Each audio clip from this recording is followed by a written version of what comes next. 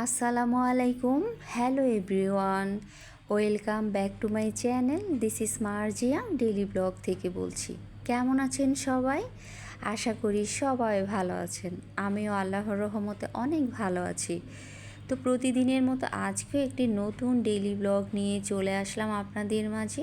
তো ডেইলি ব্লগটা সকাল থেকেই শুরু করেছি। সকালবেলা ঘুম থেকে উঠে যে পরিমাণ কাজ করতে হয় আর ঘুমাতে যাওয়ার আগ পর্যন্ত মনে হয় কাজই শেষ হয় না। তো এত কাজের ভিড়ে আমি একদমই হারিয়ে যাই সারাদিন। তো রীতিমতো ঘুম থেকে উঠেই প্রথম কাজ থাকে আমার রুমটাকে ক্লিন করে তারপরে ফ্রেশ হওয়া। তো আমি সকালবেলা উঠেই আমি আমার রুমটাকে সুন্দর করে গুছিয়ে নিই, কারণ আমার রুমটা অগুছানো থাকলে আমার একদমই ভালো লাগে না। তো রুমটা গুছানোর পরে তো একদম ফ্রেশ হয়ে গেলাম। তারপরে নাস্তা করব, কী নাস্তা করব বুঝতে পারছিলাম না। তো অনেক দিন হলো নুডলস খাই না, আজকে আমার ভীষণ নুডলস খেতে ইচ্ছে করছিল, ভাবলাম আজকে একটু নুডলস করব।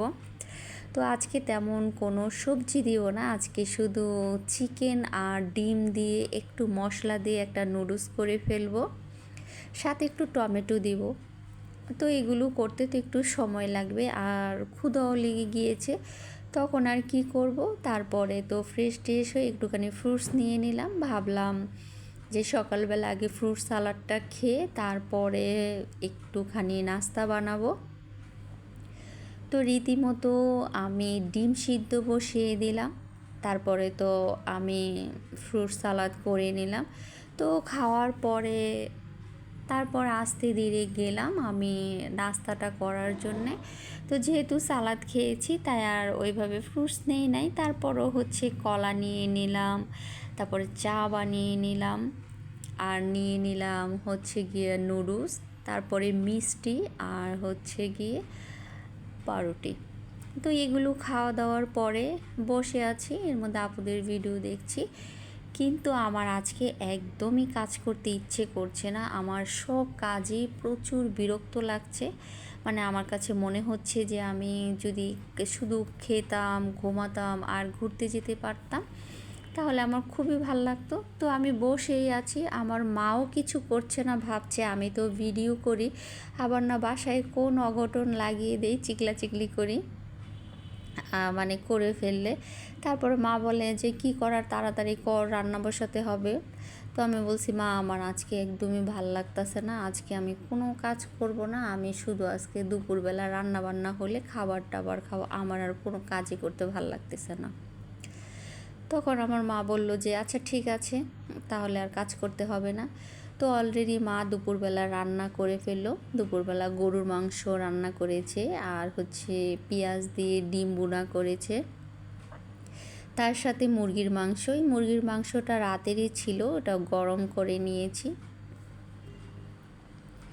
তো গরুর মাংসটা এত সুন্দর রান্না হয়েছে আর এত সুন্দর গ্রান বেরোচ্ছিল, তখন অবশ্যই আফসোস লাগছিল যে একটুখানি ভিডিও করে নিলে পারতাম।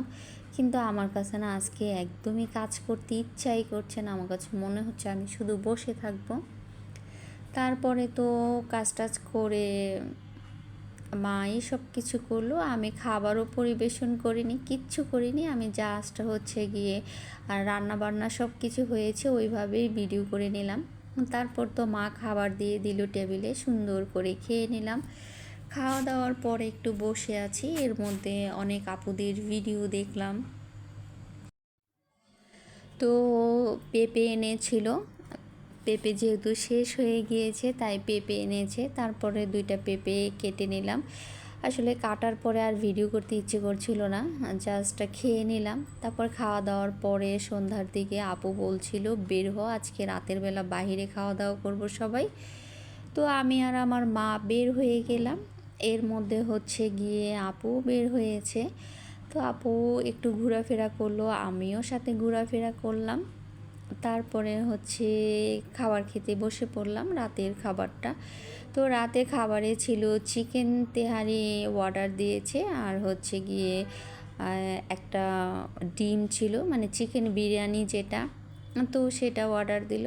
তো খাওয়া দাওয়া করার পরে বাসায় চলে আসলাম। তো যেহেতু পেট ভরা ছিল আর কি খাবো, কিন্তু আসার সময় আমি একটা স্যান্ডউইচ নিয়ে আসলাম, তারপরে রাতের বেলা 1 গ্লাস দুধ গরম করে আর হচ্ছে স্যান্ডউইচ আর দুধ খেয়ে নিলাম।